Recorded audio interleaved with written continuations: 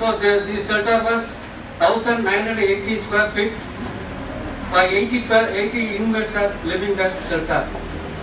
The another shelter is one school, corporate school converted. There is a 2 shelter in Coimbatore. 52 people are living in the 2 shelters. There is no NGO under the corporation manage everything. Drinking water every day. The corporation drinking water is available. And another things they put in the hot water. Then sanitation, the separate toilet for the ladies and gents, separate bathroom and for the ladies and gents. The night dinner only provided for the one religious NGO. So that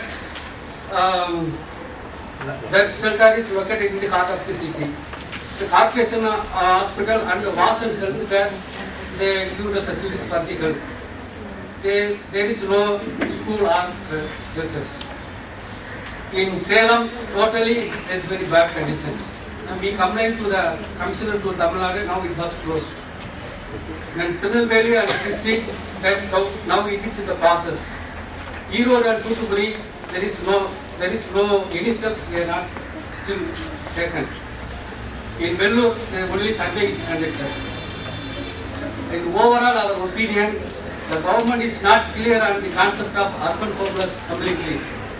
No clarity on the implementation of the process or funding sources. Common guidelines are not available for running in the urban homeless center. The issuing ID card yet to be started. Only Madurai, Coimbatore and Tirupur. No motivation or counseling service for the urban homeless to make use of the service completely.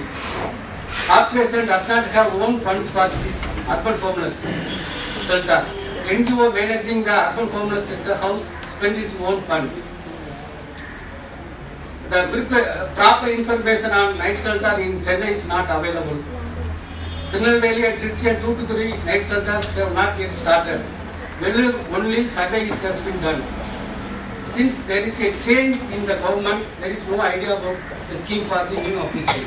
So because the last May our state assembly was conducted, last 2 months back our local body election was conducted. So this is the problem. All commissioners can convene the common meeting at a network of NGO can be formed. The convener can be appointed so that monitoring of all the activities of the night shelter can be monitored. This is our suggestion. Salem night shelter has been started on old building which cannot withstand rain. Food facility is not available. Corporation has not allotted any fund for the night shelter. The condition is very bad in Salem. In Coimbatore, old age pension for 7 is given. 9% have applied for the old age pension. Census for 52 has been recorded. 10 mentally ill people are in the house. 42 have been issued ID card. Counseling and skill training have been given 18%. The document related to the night shelter in Tirupur, Madurai, Coimbatore with plan, stadium map and building plan, cost of plan, survey report and inmate health report, press clipping and photos are available with the coordinator.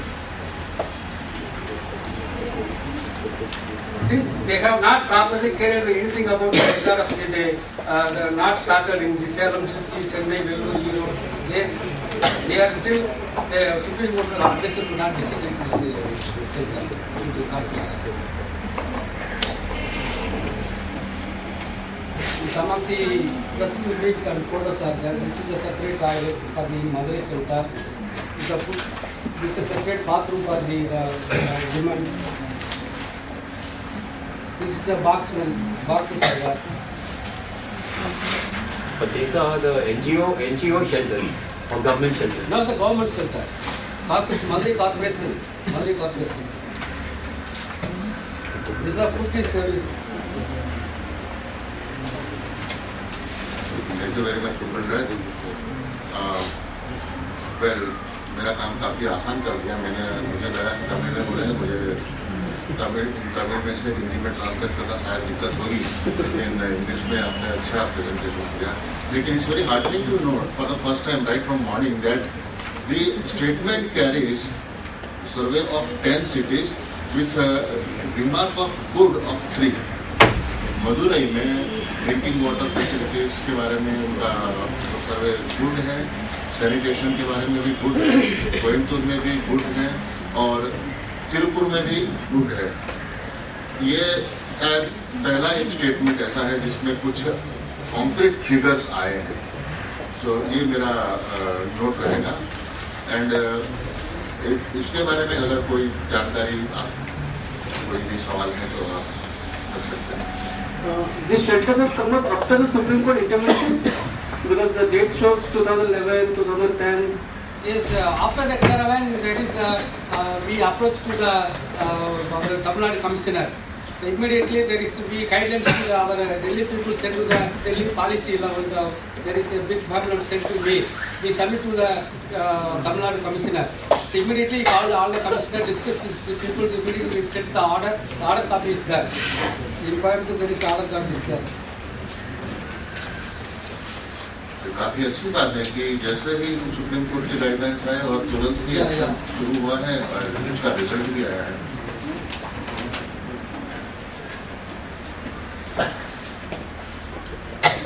There are also Mr. IAS, record number 458, MDA4 dated, subject administration Coimbatore City Municipal Corporation Works, administrative sanitation for the estimate of the reference Tamil Nadu Government Gazetted, dated 26 8 2008, ordinance number 6 of 2008, page number 192.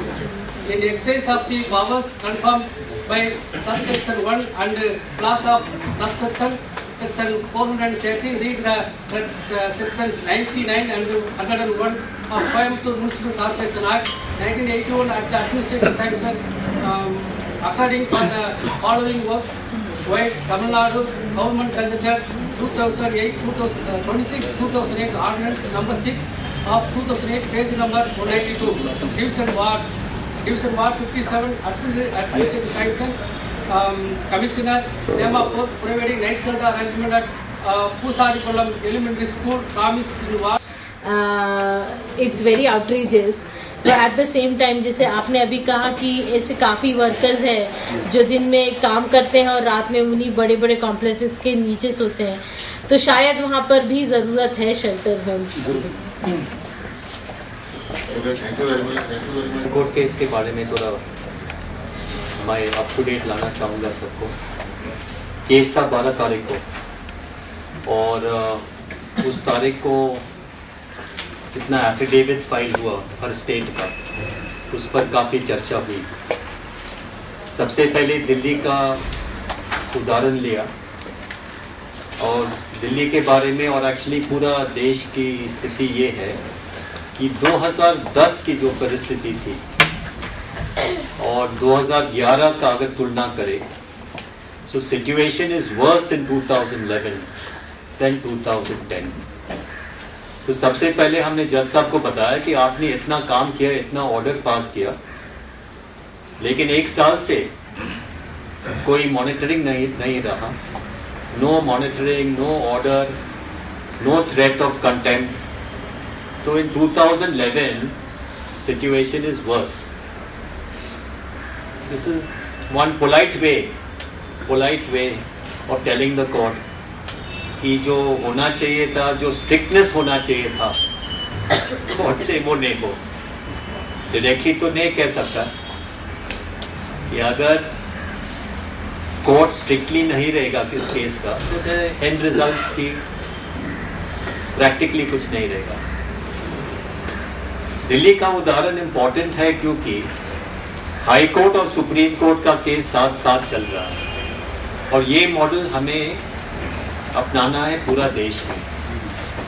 निर्भर मत रहना supreme court case में। Supreme court case ने एक standard ये establish किया कि 1 लाख आबादी तो एक शेल्टर 100 लोगों का, और शेल्टर के भीतर खाना, दवाई, टॉयलेट, पानी, इलेक्ट्रिसिटी, बिस्तर और क्लीन शीट, ब्लैंकेट। ये सपना जैसा है एक्चुअली, लेकिन आ गया सुप्रीम कोर्ट का ऑर्डर में, स्टैंडर्ड आ गया। तो इस स्टैंडर्ड को इन्फोर्स करने के लिए हमने 1 साल में सुप्रीम कोर्ट में कोशिश की, लेकिन उसका रिजल्ट इतना नहीं था जितना होना चाहिए था। लेकिन दिल्ली के लोग ने दिल्ली हाई कोर्ट के सामने भी गया, दोनों साथ साथ में है, और एक तरफ मतलब सुप्रीम कोर्ट से दबाव आ रहा है और दूसरी तरफ हाई कोर्ट से केस इंडिपेंडेंटली चल रहा है। तो ये मॉडल अगर हम लोग कर सकते हैं अलग अलग स्टेट में, तो इसके बारे में थोड़ा सोचने का है। हमारे तरफ से या हिंदू या कमिश्नर्स ऑफिस ड्राफ्ट पिटिशन हम लोग आपको दे सकते हैं, ड्राफ्ट करके दे सकते हैं आपको, and then you can file in the high court. Only thing आपको ये सोचना पड़ेगा कि चीफ जस्टिस है कौन, क्योंकि पब्लिक या जनहित याचिका चीफ जस्टिस कोर्ट के सामने जाता है, थोड़ा इंक्वायरी करना है। हम आपको बता सकते हैं, लोकल लॉयर भी बता सकते हैं कि चीफ जस्टिस अच्छा है या नहीं। जैसे कि दिल्ली में जो चीफ जस्टिस हाँ, और अभी जो एक्टिंग चीफ जस्टिस है वो बहुत सक्रिय है, ऑन डेली बेसिस वो कोर्ट को ये केस को ले रहा है, you can file in the high court. So like that you think of a strategy to do a case in the High Court also. That is the first one. Secondly, इस case को रखा 3 जनवरी को ना, 3 जनवरी। They are supposed to file by. हाँ, लेकिन जनवरी में होगा निश्चित इसका हियरिंग, क्योंकि ठंड के मौसम में वो लेना चाहेंगे, और सबसे पहले वो उस राज्य को लेना चाहेंगे जहाँ पे ठंडी महसूस होता है, जैसे कि Patna, north eastern states, Uttar Pradesh, Bihar, या बिहार तो आगे पटना में, बिहार, मध्य प्रदेश, राजस्थान, ये सारे केसेस लेना चाहिए। सबसे पहले हमारे तरफ से जो रिपोर्ट होना चाहिए वो रिपोर्ट हम लोग नहीं कर पाया है। रिपोर्ट तो है लेकिन अधूरा जैसा है, और डिटेल रिपोर्ट मिलना ज़रूरी है। और निकलने के पहले मतलब कल शाम तक जो भी डेटा आपके पास है आप प्लीज़ हैंड ओवर करना। जो भी है आपके कंप्यूटर में होगा या हार्ड कॉपी है, हम लोग जेरोक्स करके रखेगा, उस हिसाब से हम लोग रिपोर्ट बनाएगा। रिपोर्ट में सबसे पहले सरकार के एफिडेविट देखना ज़रूरी है, स्टेट गवर्नमेंट एफिडेविट। आपके पास है क्या? आपने देखा क्या कि स्टेट गवर्नमेंट ने क्या एफिडेविट फाइल किया? किसी के पास है क्या एफिडेविट? तो ये हमारा एक्चुअली हमारा मिस्टेक है। हमारे पास हर स्टेट का लेटेस्ट एफिडेविट है, और मैंने ऑफिस को फ़ोन करके अभी आ रहा है, एक मतलब आधा घंटे के अंदर, 1 घंटे के अंदर जेरोक्स कॉपी आ जाएगा, आप ले लीजिए। लेकिन प्रीता के पास सॉफ्ट कॉपी है, तो इनसे सॉफ्ट कॉपी लेना। और Indu I give you a full set today, okay, and from my office the moment an affidavit comes, I will send you 1 copy. Commissioner's office takes 1 copy. Because see, you have to study the state government affidavit. Uttar Pradesh में कहता है कि इतने इतने है, आंध्र प्रदेश का we have done so many, Assam we have done so many, लेकिन सब झूठ। So you have to see that affidavit first, study that affidavit. जब आप रिपोर्ट बनाओगे, very important to state temporary क्या है, परमानेंट क्या है। Just make some points. Temporary क्या है, परमानेंट क्या है, क्योंकि सरकारी एफिडेविट में वो कहेंगे 80 है, 60 है, 50 है। क्या टेम्पररी है, क्या परमानेंट है, फर्स्ट। सेकेंड, सरकारी शेल्टर कौन सा है और एनजीओ शेल्टर, क्योंकि वो मिक्सअप करते हैं। जो एनजीओ शेल्टर जो मतलब सालों से चल रहा है, वो उसका अकाउंट में वो लिखता है शेल्टर। और तीसरा, सरकारी अकाउंट में वो मिक्सअप करेगा शेल्टर और स्टैट्यूटरी बॉडी। स्टैट्यूटरी बॉडी मतलब women's home, children's home, beggars home, जो भी है, पुरानी 10, 20, 25 साल से जो है इंस्टीट्यूशंस है, सरकारी इंस्टीट्यूशंस, वो शेल्टर में दिखाएगा कि बेगर्स शेल्टर, तो ये एक्चुअली बेगर्स होम है या विमेंस होम है, चिल्ड्रंस होम है, जुवेनाइल जस्टिस एक्ट के अंदर। सो इसको निकाल के एक्चुअल फिगर क्या है शेल्टर का, और वो शेल्टर टेम्पररी, परमानेंट, शेल्टर के भीतर क्या कैपेसिटी है, और शेल्टर के अंदर कुछ फैसिलिटीज है या नहीं है। कॉम्प्लिकेटेड चार्ट जैसा है, लेकिन ऐसे इस चार्ट के हिसाब से आपको बनाना पड़ेगा कि अंदर क्या खाना मिलता है, शीट साफ है, टॉयलेट है, पानी है, इलेक्ट्रिसिटी है, वगैरह वगैरह जो रिक्वायरमेंट है उस हिसाब से चार्ट बना के एक डिटेल जैसा ये करना ज़रूरी है रिपोर्ट। सबसे ज़रूरी है फोटोग्राफ। जैसे पटना, जब पटना का केस लिया था पिछले बार, इस वक्त हमने बहुत डांटा ये बिहार लॉयर को कि नीतीश सरकार ने बड़ा बड़ा ऐसा प्रॉमिस किया और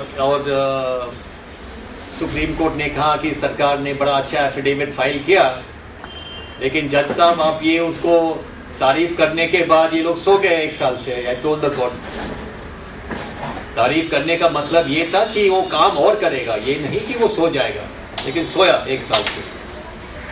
तो पटना में फोटोग्राफ जो था, बस स्टैंड में प्लास्टिक लगा के, टिन लगाया, ऐसा कुछ लगा के ऐसा शेल्टर बनाया, वो बहुत ही इफेक्टिव था लास्ट टाइम। लेकिन बिहार का पूरा रिपोर्ट हम लोग मिल नहीं पाया, फुल रिपोर्ट चाहिए बिहार से, जो भी फोटोग्राफ है। और फोटोग्राफ के बैक साइड में लिखना कि ये शेल्टर कहाँ पे है। शेल्टर का दो चीज़ें लिखना है कि फोटोग्राफ कब निकाला, क्या ये पुराना फोटोग्राफ है या अभी का है, और सेकेंडली ये शेल्टर कहाँ पे है। जी जी जी, जो भी है।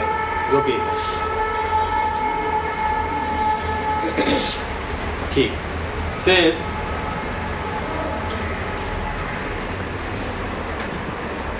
फिर स्टेट सर्वे के बारे में थोड़ा आइडिया देना पड़ेगा हमें, क्योंकि हर एफिडेविट में ये अभी आ रहा है कि स्टेट ने सर्वे किया और सर्वे में बहुत कम होमलेस लोगों को बता रहे हैं। तो आपका कहना क्या है इसके बारे में कि आपके स्टेट में सरकार ने कैसा सर्वे किया, इसका क्रिटिसिज्म करना, ताकि हम जज साहब को बता पाएगा कि देखो ये सर्वे 3 दिन के अंदर ख़त्म हो गया, ये सर्वे में इस एरिया में नहीं गया, जो भी आपका आलोचना है। जज साहब उनका सर्वे हुआ नहीं तो कोई चिंता नहीं है, लेकिन बहुत सारे राज्य ने ऐसा सर्वे बनाया और कुछ चंद हजार लोगों को बताया बेघर। तो इनके सर्वे के बारे में क्या कहना है प्लीज उसमें। सेकेंडली, लो ऑक्यूपेंसी, जैसा दिल्ली में बता रहे हैं कि लो ऑक्यूपेंसी 7, 8, 10, और दिल्ली में ये दिल्ली सरकार इतना बेशरम था, उसने कहा कि homeless people are going down, और इतना शेल्टर होना जरूरी नहीं है। फिर इंदु प्रकाश ने एक चार्ट बनाया और उस चार्ट में रीजन लिखा, और खास एक रीजन था कि रेजिडेंट वेलफेयर एसोसिएशन, जो मध्यम वर्गीय के जो ग्रुप, ये हाउसिंग सोसाइटी है, ये गरीब को दबा रहा है कि तुम इस एरिया में मत आना, तो लोग डर के मारे नहीं आ रहे शेल्टर में, ये एक कारण है।